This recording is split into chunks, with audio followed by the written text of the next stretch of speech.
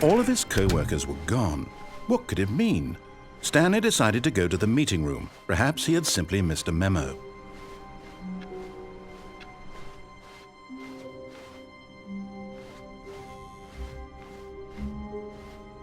When Stanley came to a set of 2 open doors, this was not the correct way to the meeting room, and Stanley knew it perfectly well.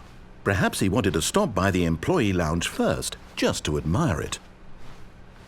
Wow, yes, this room. What but eager to get back to business, Stanley took the first open door on his left.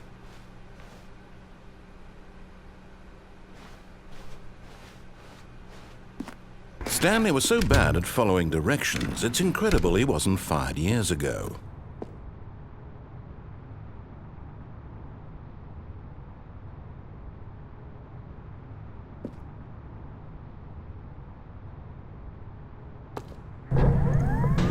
Look, Stanley, I think perhaps we've gotten off on the wrong foot here. I'm not your enemy, really, I'm not.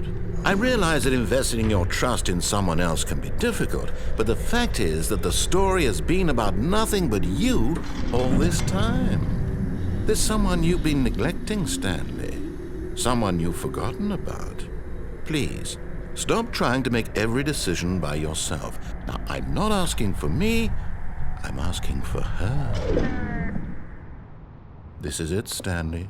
Your chance to redeem yourself, to put your work aside, to let her back into your life. She's been waiting. That's her, Stanley. You need to be the one to do this, to reach out to her. If you can truly place your faith in another, then pick up the phone.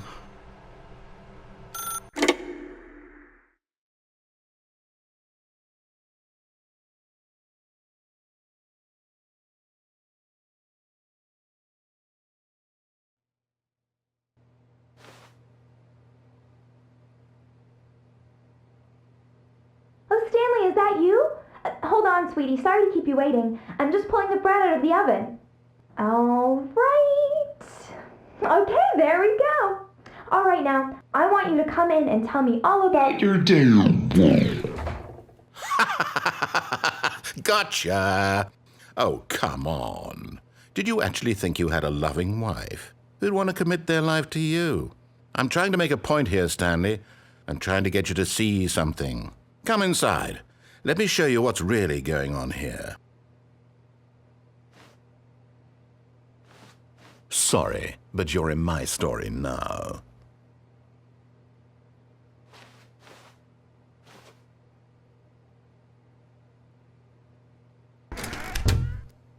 This is a very sad story about the death of a man named Stanley.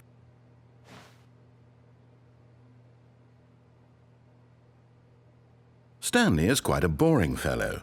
He has a job that demands nothing of him, and every button that he pushes is a reminder of the inconsequential nature of his existence.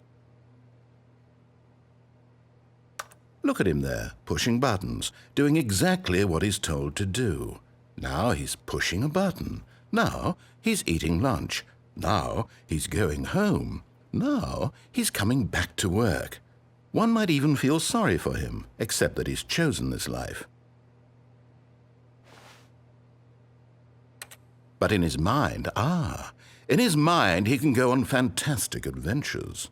From behind his desk, Stanley dreamed of wild expeditions into the unknown, fantastic discoveries of new lands.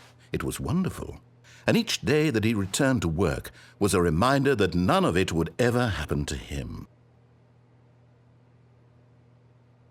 And so he began to fantasize about his own job. First, he imagined that one day while at work, he stepped up from his desk to realize that all of his co-workers, his boss, everyone in the building had suddenly vanished off the face of the earth. The thought excited him terribly. So he went further. He imagined that he came to 2 open doors and that he could go through either. At last, choice. It barely even mattered what lay behind each door. The mere thought that his decisions would mean something was almost too wonderful to behold.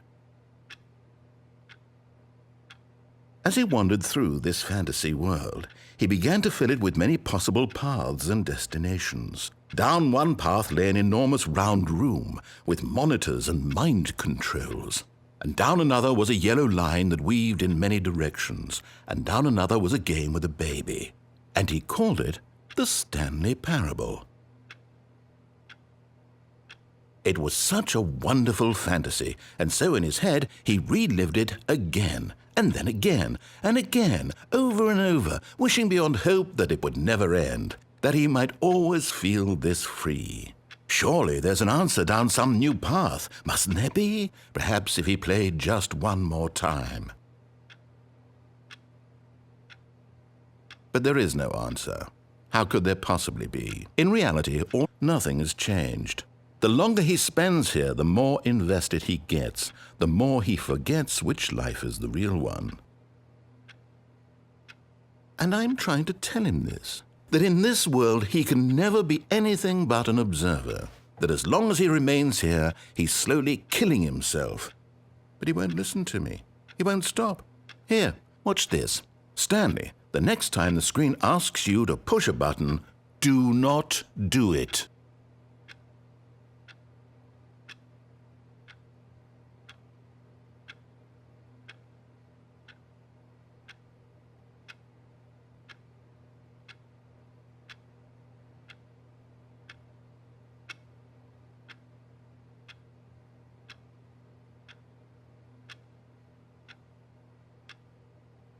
You see?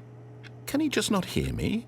How can I tell him in a way that he'll understand that every second he remains here, he's electing to kill himself? How can I get him to see what I see? How can I make him look at himself? I suppose I can't, not in the way I want him to. But I don't make the rules. I simply play to my intended purpose, the same as Stanley. We're not so different, I suppose. I'll try once more to convey all this to him. I'm compelled to. I must. Perhaps, well, maybe this time he'll see. Maybe this time. And I tried again, and Stanley pushed a button. And I tried again, and Stanley pushed a button. And I tried.